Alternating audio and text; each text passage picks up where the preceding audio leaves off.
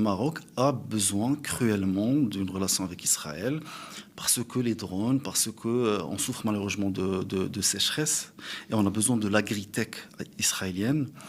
On a besoin de projets, on a besoin d'être avec un pays de winner. Israël, c'est un pays de winner, 10e puissance économique. On a besoin d'être avec un pays qui soit fort.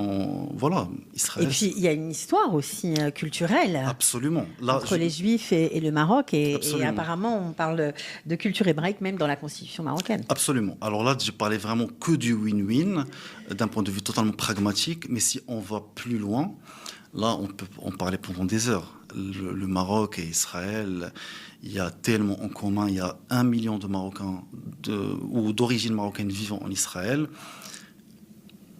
C'est incroyable. C'est la première diaspora marocaine qui n'est pas dans un pays ayant eu un passé colonial avec le Maroc.